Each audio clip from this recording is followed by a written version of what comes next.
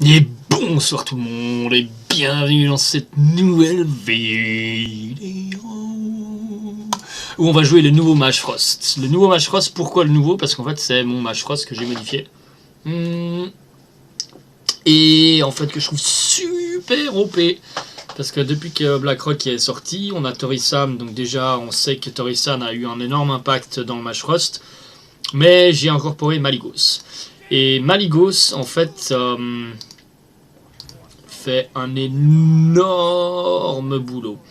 Et du coup, j'ai sorti Talnos pour entrer Malygos. Parce que du coup, Malygos remplace le Talnos en certains cas. Je vais m'expliquer plus tard. Du coup, et je joue les novices ingénieurs plutôt que les amasseurs de butin. Pourquoi? Parce que très souvent, on a peur en fait de se faire silencer, se faire voler, etc. les amasseurs de butin. Donc des fois, on a tendance à les pinguer nous-mêmes. Ou quand on doit chercher une solution à la fin. Quand on n'a plus de solution et on sait qu'on va mourir, en fait, on est là, bon bah voilà, la seule solution qui me reste, c'est un amasseur le pinguer, peut-être espérer un top deck. Et du coup, ça pue. Ça pue parce qu'en fait, avec ça, bah, du coup, on sauve 2 points de mana. Et en fait, alors oui, ça tape à 1 plutôt qu'à 2, donc ça gère pas les créatures d'early game, c'est l'unique différence. Mais on est dans une méta qui change pas réellement, ça change pas grand chose. Alors que là, bon, je viens de me prendre un Mortal Coil, une 2-1, ça ferait exactement le même effet. Il va être tour 4 le tour prochain. Le fait qu'il ait joué une Soul Fury tour 1 me fait penser qu'il a ni Drake ni Géant, qu'il a vraiment une main de merde. Donc je vais aller chercher la carte ici. Je pourrais déjà setup un secret. Je vais setup un Ice Block en fait. Je vais pas aller chercher la carte. Pourquoi l'Ice Block et pas l'Ice Barrière? Parce qu'en fait là, il va aller taper là-dedans et ça va rien activer. Donc il peut croire que c'est une copie, voilà. Ok. Donc c'est pas un unlock comme on a l'habitude de voir. Très bien. En fait ça aurait pu lui faire croire à une entité miroir. Donc si on avait affaire à un unlock, il n'aurait pas joué de géant ou de Drake. Donc ça aurait pu le bloquer, il aurait pu que collectionner. Du coup, on va jouer simplement et chercher la carte ici. On a l'Exstrasza, c'est une bonne nouvelle. 3, 6, 9. Pourquoi ne pas jouer la pièce? Alors, ne jouez jamais la pièce tour 1.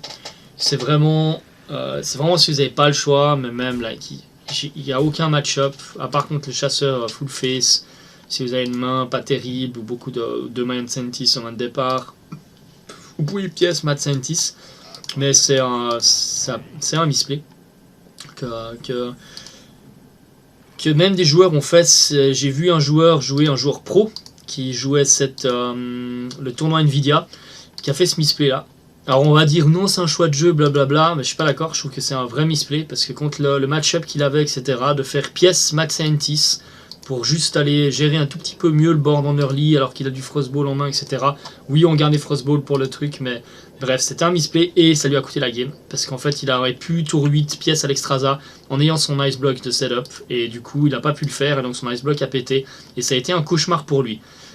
Bref, ici, on prend 4, 5, 6, 7. On prend passablement cher. Mais on va toujours pas pièce et on va garder. On va accepter ici de prendre ces dégâts là.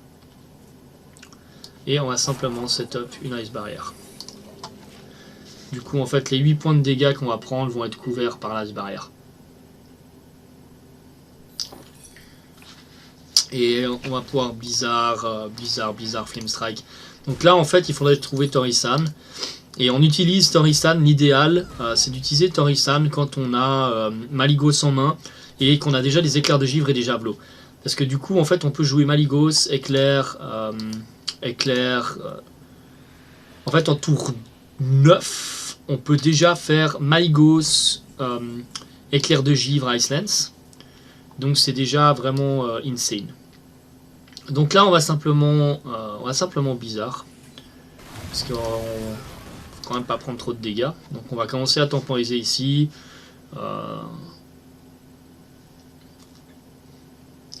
je peux prochain tour soit Flame Strike, soit sur un vraiment gros malentendu Blizzard pièce Doomsayer. Quand on rentre dans une configuration comme celle-ci, ça devient de moins en moins grave d'utiliser le coin en fait. C'est vraiment, il faut le sentir en fait, c'est plus...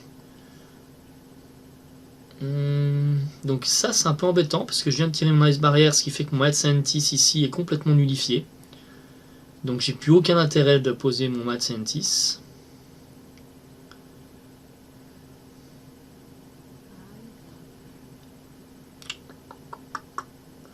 Ok, là il y a plusieurs plays ici.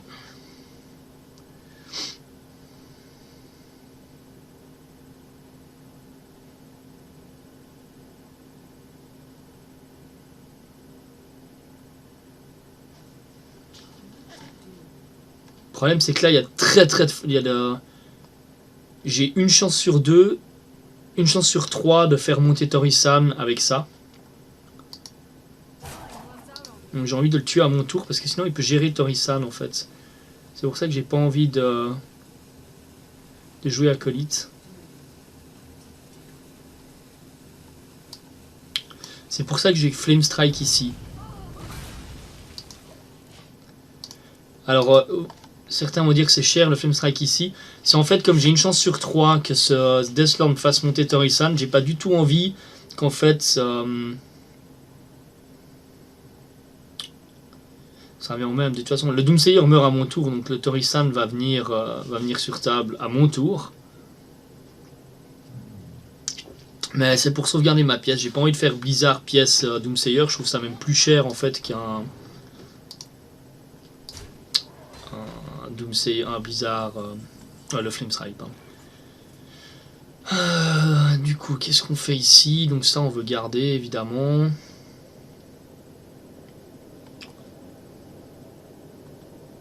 On pourrait décider juste de Doomsayer pour tanker 7 points de dégâts. Parce qu'il a certainement du silence, etc. Donc on peut décider de faire un move comme ça.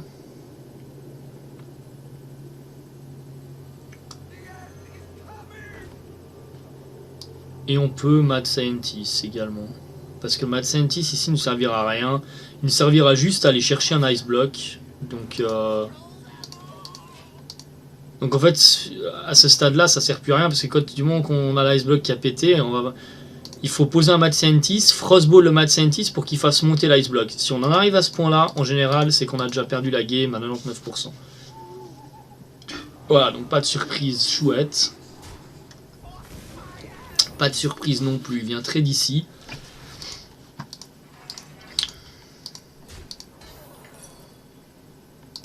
C'est juste ça bloque un petit peu la chouette. Ça.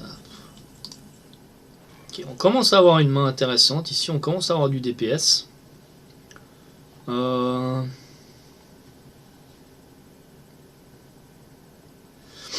là, il y a deux écoles. On peut décider de faire Anthony Das, Frostball et Ice Lance. On se génère 3 boules de feu. Mais on...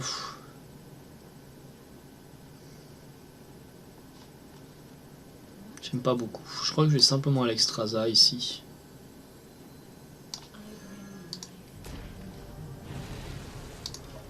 Simplement à l'Extrasa ici. J'aime pas en fait gaspiller les 9 points de dégâts alors que je peux les faire avec Alexstrasza. En fait là je vais lui faire gaspiller un healbot. Enfin gaspiller, je vais le faire user un healbot. Alors là le seul problème c'est qu'il peut suicider ici, faire monter quelque chose. Et si c'est mon Tori-san, ça me pose vraiment problème pour mon combo avec Malygos.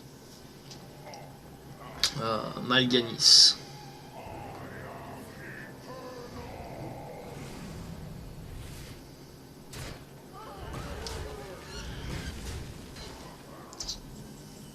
C'est pas du tout un problème ça. C'est pas du tout un problème. Vraiment pas. Parce que du coup... Bon, on va faire ce play là.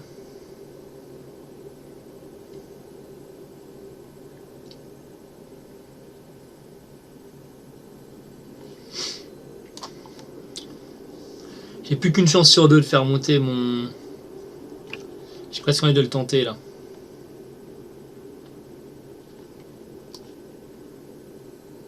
J'ai une chance sur deux de faire monter mon Torisan, donc j'ai pas envie de générer les boules de feu. Ah, Mad Scientist. Moche. Très moche.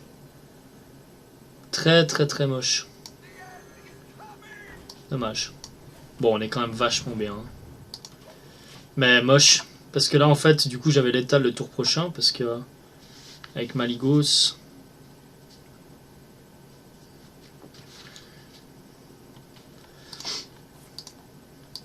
C'est pas gênant, là. De toute façon, je vois pas comment je peux perdre cette game.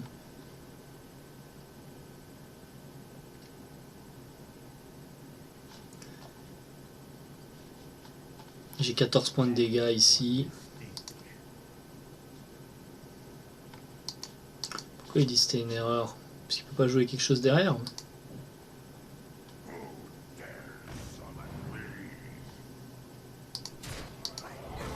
Ouais. Bon, bah, je crois que là, on va devoir jouer... c'est con. Un point de dégâts ici. Ça m'énerve de jouer mon... Je crois que j'ai pas le choix.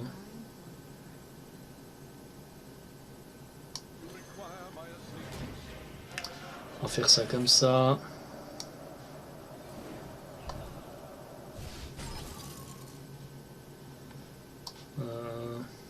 Je peux pas pinguer par contre. C'est pas grave. On va faire comme ça. Bam. On va taper là. On va Iceland cette chose. Voilà. Là on a 4 boules de feu avec les hanteaux. On voit pas trop comment il va pouvoir revenir. Donc en fait la différence maintenant avec ce nouveau Mage Frost avec le Malygos etc. C'est que ça offre vraiment un panel en fait supplémentaire. C'est-à-dire que le Talnos avant nous offrait la possibilité de faire 21 points de dégâts avec la combo Talnos, boule de feu, éclair de givre, javelot, javelot. Le problème c'est que cette combo est devenue useless depuis GVG, de mon point de vue à cause des healbots. Donc un match-up qui était extrêmement favorable avant était contre le Henlock où on avait 90% de chance de gagner contre Henlock avec un Mage Frost, est devenu beaucoup plus dur parce que du coup on a ils ont tout le temps les healbots. Une autre raison c'est que le Talnos etc combo c'est assez de la merde contre guerrier. En fait c'est simple, contre guerrier contrôle, Mage Frost avant. Avec un Mage Frost standard contre guerrier contrôle, vous pouvez concéder tout de suite. Parce que le win rate, c'est plus ou moins... allez. Pour être gentil, on va dire 96% de chance pour le guerrier. Pour être vraiment gentil. Donc ça, c'est les choses qu'il faut fuir comme la peste. Donc je vais déjà Doomsayer ici. J'ai vraiment... Ça, c'est... En fait, dans ce match-up là, il faut absolument empêcher le guerrier d'armor up. Il faut bouffer les fabricants sans qu'ils puissent générer de l'armure. Il faut pinguer tous les tours pour pouvoir générer, casser l'armure si on peut, etc. Donc là je suis un peu hors curve.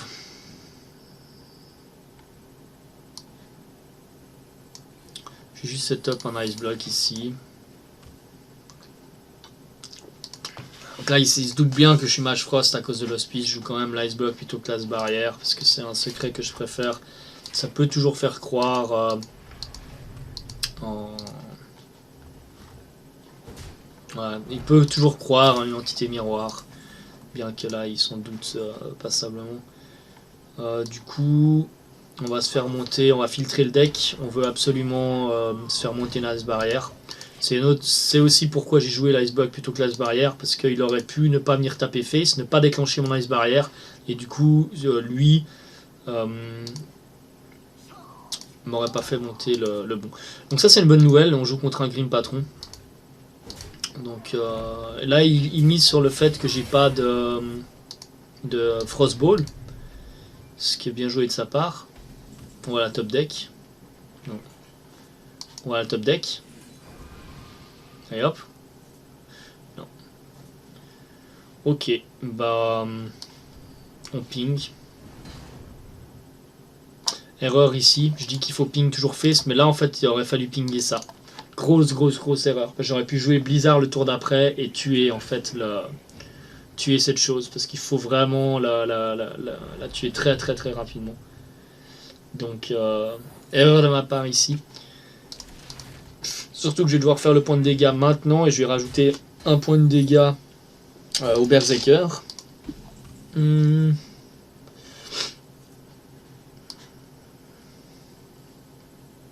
Ça, je lui donne la possibilité de générer un Grim Patron de plus.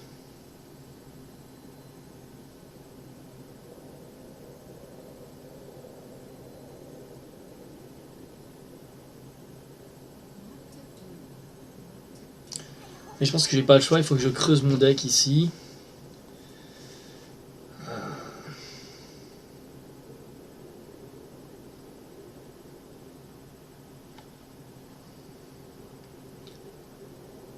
Je vais jouer Doomsayer, je crois.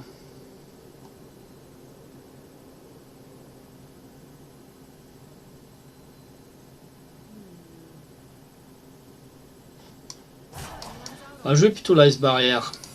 Comme ça, après, on a, si jamais ça devient trop catastrophique, on a un Blizzard pièce Doomsayer. Ça me dérange pas du tout. J'ai vraiment fait une erreur avant de ne pas avoir pingé cette 2-3 là.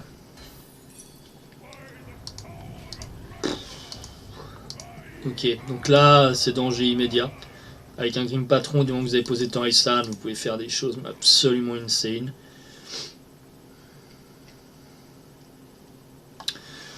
Donc là, plus ou moins, la game elle est perdue. Il faut partir du fait que n'importe quel move que je fasse ici, si je mets par exemple Doomsayer, tant que cette chose-là est en vie, c'est plus ou moins perdu.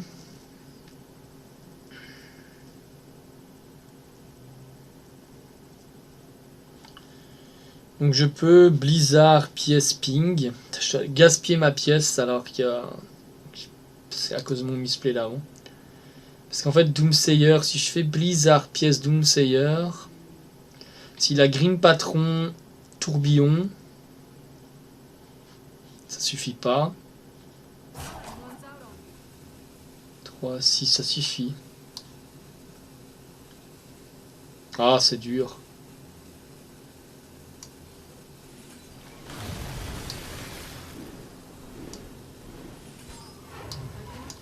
Je vais quand même jouer mon Doomsayer en me disant que peut-être qu'il a pas Grim Patron tourbillon.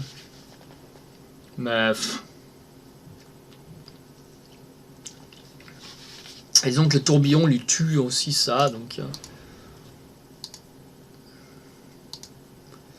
Prends 3 cartes ici. Ah, exécute simplement. Ah, et 2 tours. Hein. 2 tours de... Torisan ici. Ah, c'est perdu. C'est extrêmement difficile. Contre Grim Patron et contre Gaia Control, c'est un match-up qui est très dur. Et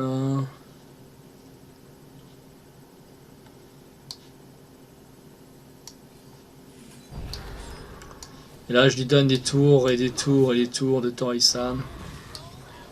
Je suis obligé de le péter ici parce que sinon... Mais du coup, j'aurai jamais le DPS. C'est pour ça que je voulais pas utiliser l'Ice Block, parce qu'en fait, si vous commencez à utiliser l'Ice Block pour ça, vous n'aurez jamais le DPS pour tuer le guerrier.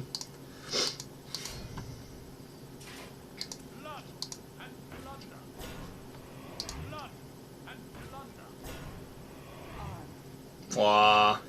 Il est où mon Flame Strike? Ça, c'est très mal joué de sa part. Ouais, écoute, il fait énormément d'armure, mais... Il s'étale vraiment, là. Si j'ai un Flame Strike, c'est... Pas encore le top deck.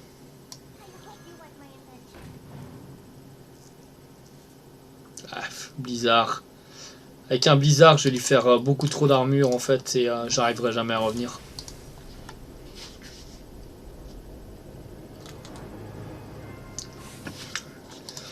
J'aurais pu essayer d'aller gagner, d'aller tirer, etc. Parce qu'il a plus que 2 cartes en main. Mais bon, comme je fais là pour la chaîne, j'ai pas envie de m'éterniser là-dessus pour perdre la game. Si j'étais pas en train de record, peut-être j'aurais certainement essayé d'aller chercher la win. Je pense que j'avais moins de 10% de chance de gagner cette game, mais j'aurais certainement j'aurais essayé. Mais j'ai pas envie d'une partie, voilà, comme j'ai dit, trop longue. Donc contre le chasseur, on garde Doomsayer en main de départ. Parce que le but de ces vidéos, surtout, c'est de vous montrer et de vous donner 2-3 conseils sur comment jouer le deck, etc. C'est pas vraiment de gagner la partie. Finalement, de gagner ou de perdre, ça, on s'en fout un peu. C'est surtout montrer les plays, montrer ce qu'il faut faire, montrer les choses à pas faire. Bon, encore une fois, c'est toujours de mon point de vue, hein, c'est mon opinion. Il y a des joueurs qui penseront différemment. Mais de mon point de vue, voilà, j'essaie d'expliquer le mieux possible, disons, mes plays, ce que je pense, pourquoi et comment.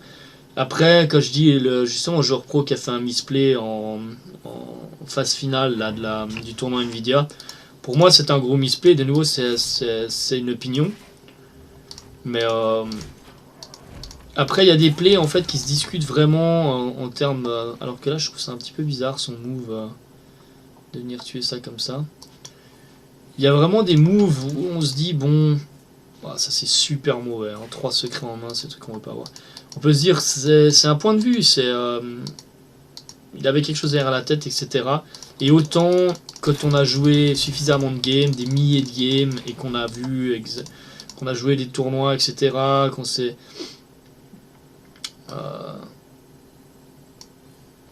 qu'on a regardé des centaines d'heures de stream, etc., on commence vraiment à voir les misplays, même chez les joueurs pro. Et je dis pas que c'est pour ça que je joue le putain d'ice block de machine là.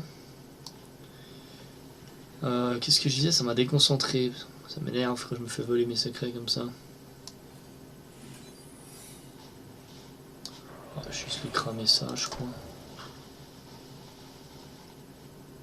Même pas.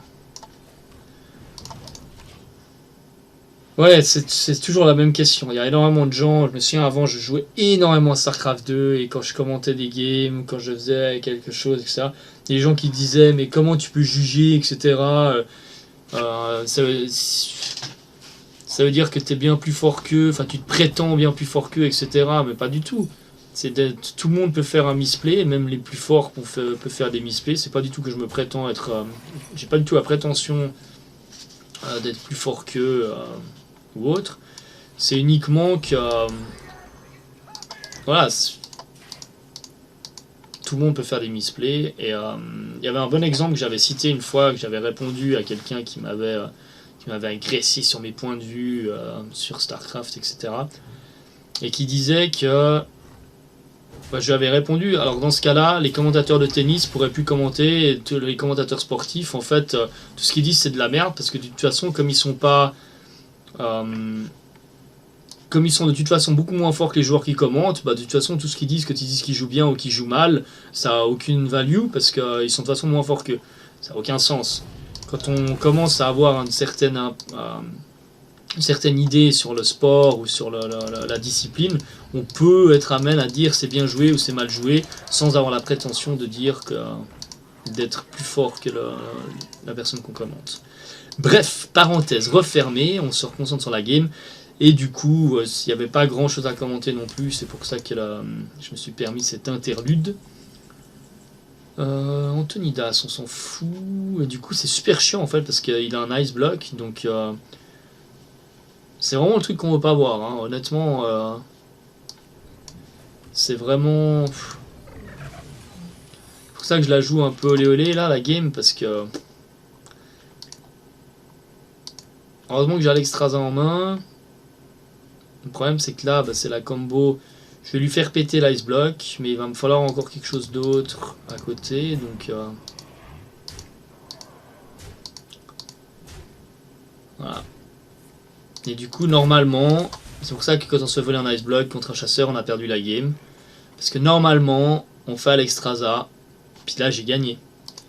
Et c'est là en fait où on joue Alexstrasza.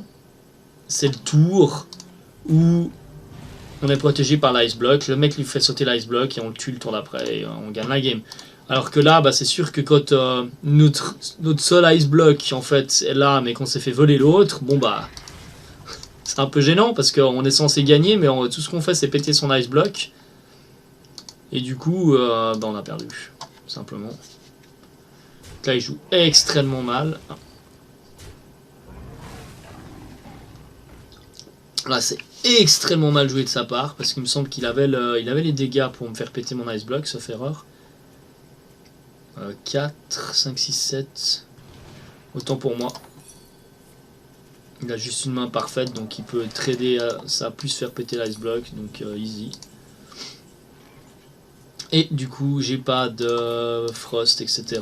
Donc c'est terminé. Donc voilà, la Mystique, c'est un cauchemar, surtout contre ce genre de deck. En fait, là, ça aurait été encore jouable si j'avais eu un Frost ou quelque chose, et même, j'arrivais pas à faire péter l'Ice Block. J'étais one damage, ouais, donc ça marchait pas. Donc bref, mais je pense que vous avez eu une bonne idée, là, même si c'est 1-2 des parties. Même si j'étais plus concentré sur ce que je disais plus que sur mes plays, donc j'ai pu faire peut-être quelques misplays, mais je voulais vraiment parler plus de ce deck-là. Donc voilà la decklist de Smash Frost. Comme toujours, j'ai toujours joué qu'un seul acolyte dans mes Smash Frost, et une Pyroblast. On voit beaucoup de joueurs jouer sans Pyroblast et 2 acolytes. Je trouve ça beaucoup trop lourd, 2 acolytes. C'est vraiment quand les acolytes c'est super fort, mais quand vous avez les 2 en main, c'est injouable. Vous allez overdraw, donc vous pouvez pas jouer le deuxième, ou alors vous êtes trop hors tempo, vous pouvez pas vous permettre à chaque fois de poser un acolyte et de le pinguer. Ça coûte 5 points de mana, en Smash Frost, il n'y a qu'une fois par game presque vous pouvez vous permettre ce genre de move là. Si vous pouvez vous le permettre plus, c'est que vous êtes contre un deck contrôle, et donc du coup vous allez overdraw. Donc l'acolyte reste super fort, mais en un seul exemplaire pour moi. Je ne comprends pas. Je trouve beaucoup plus optimisé un deck avec un seul acolyte. Ce qui nous permet en fait d'avoir une Pyroblast qui, elle, nous offre des possibilités de kill vraiment insane. Parce qu'il nous manque souvent en fait un petit peu des dégâts sur la fin. Et donc la Pyroblast aide énormément. Donc voilà pour cette version Smash Frost Malygos avec les Novice Engineer. Donc j'espère que ça vous a plu. N'hésitez pas à commenter si vous avez des suggestions avec ce deck là, si vous n'êtes pas d'accord avec certaines choses ou autres. Alors qu'on a de nouveaux onglets qui sont apparus, je vais regarder ça un petit peu plus tard. Et ben voilà, je vous dis à tout bientôt et ciao ciao.